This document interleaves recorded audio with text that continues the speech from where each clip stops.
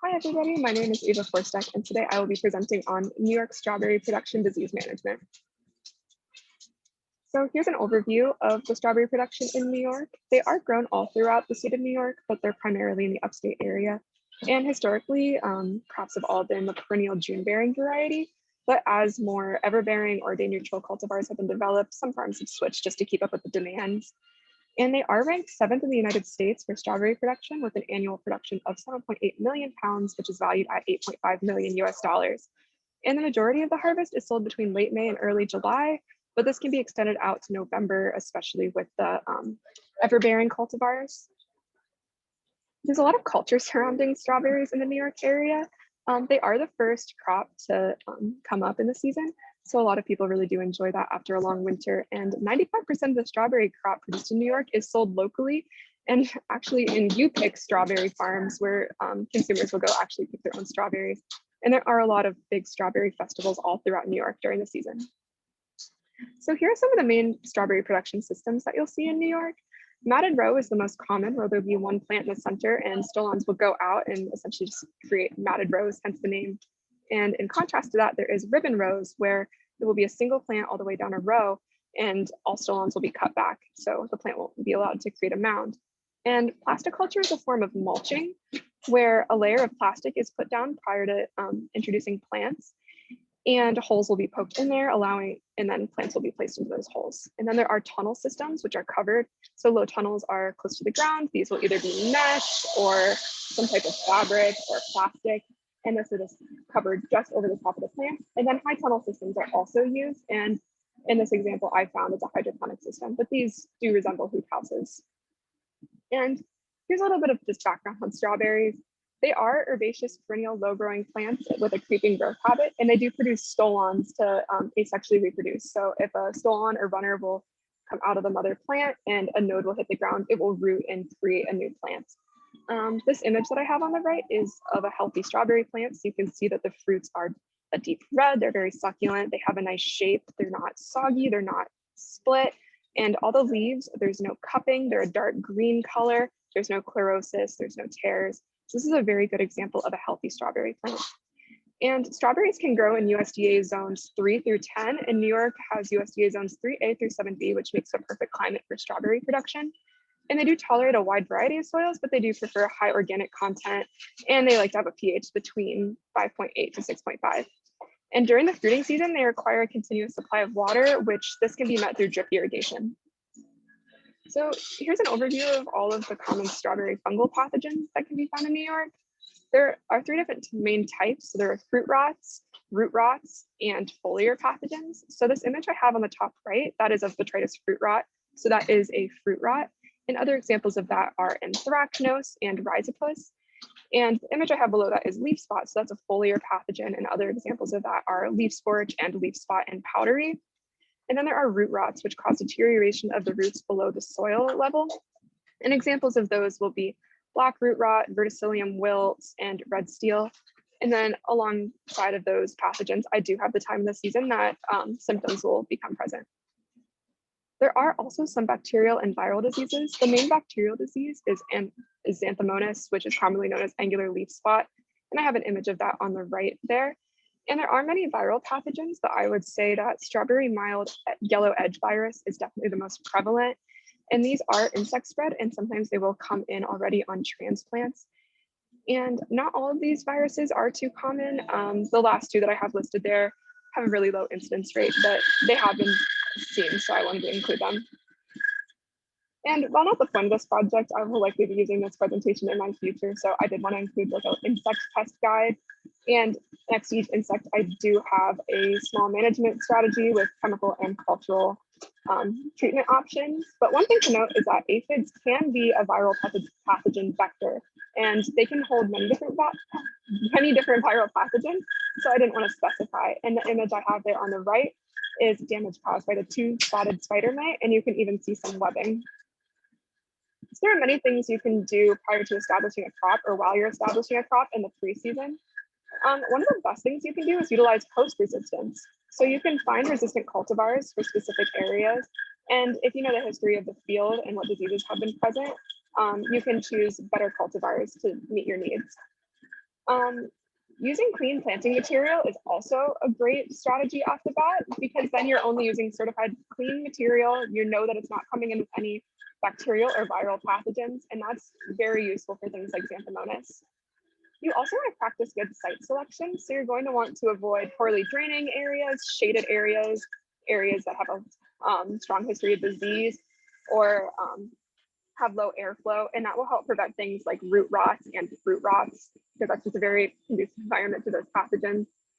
And crop rotations are a great form of eradication that growers can use, but if growers are only using strawberries, this may not be completely feasible. And there are a lot of protection methods you can do. So you can utilize covered growing systems like low tunnels, which will prevent rain splash onto the plants, and if spores are windblown onto crops, this will prevent that. You are also going to want to prevent excessive moisture and leaf dampness. Using drip irrigation is a great way to do that, because leaf dampness is a great way for pathogens to enter a plant, and it's a very conducive environment. And that's useful for a lot of the leaf pathogens, as well as fruit rots.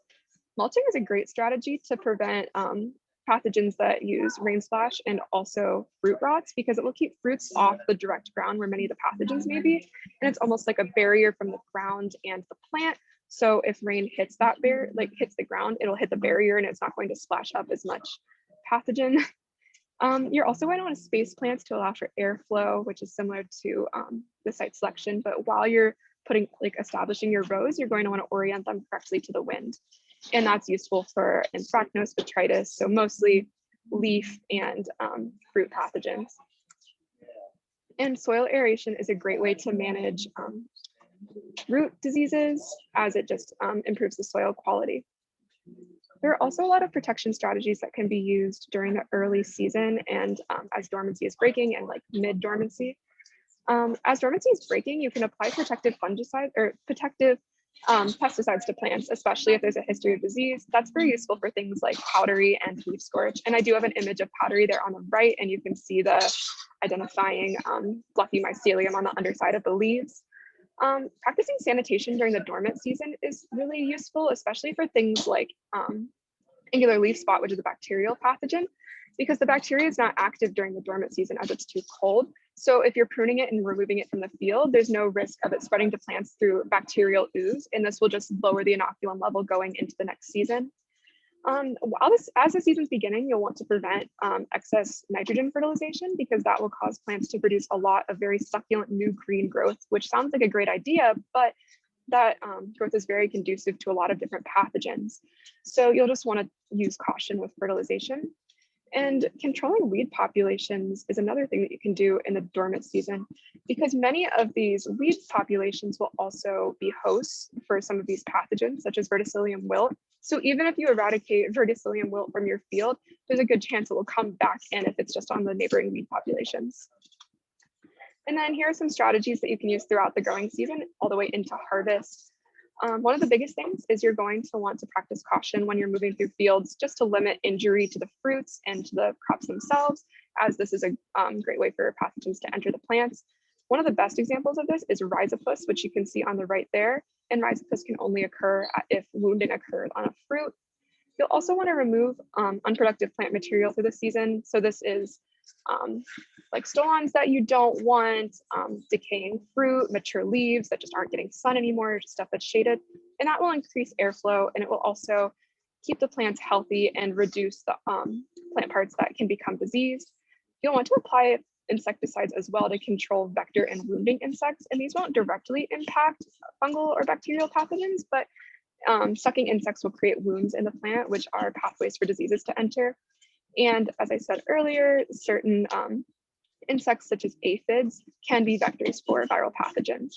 You'll also just want to keep your crops generally healthy throughout the season, because stressed out plants are typically much more susceptible to various pathogens. And as fruits ripen, you'll want to quickly harvest them, because on the vine, they'll just continue to sugar load. If they get wet, they might get soft, and they'll start to rot on their own. And that's when things like botrytis, rhizopus, and leather rot will just come in and absolutely destroy your crops. So there's a balance between sugar loading and picking early enough while they're still firm.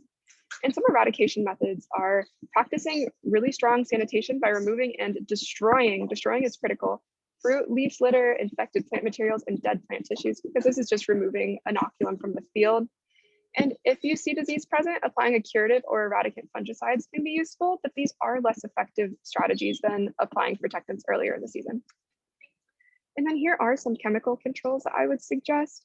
New York actually is very strict with the EPA and what they approve. So there's not too many options, but there are a lot of very useful guides. I personally was using the Midwest Fruit Pest Management Guide from 2021, 2022, and there's a lot of very good up-to-date information on pest control. And here's a quick summary of all the disease management I talked about. So first of all, you're going to want to utilize natural resistance with your cultivar selection. Only use certified clean planting material to avoid bringing pathogens into your new field.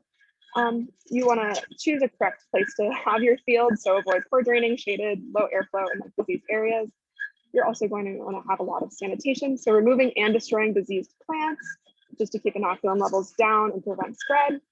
You'll want to use mulching, especially for rain splashed pathogens and for fruit rots, just to keep them off the ground. And chemical applications are a great thing to use, but just remember that preventative applications are better than therapeutic. And some general tips I have are scout your fields for signs of disease, be cautious during bloom and harvest time, as this is when many pathogens will occur. Keep your plants dry, use an up-to-date grower's guide, and then control insects and neighboring weeds just to control hosts, vectors, and potential wounding. And yeah, that was my presentation. Thank you.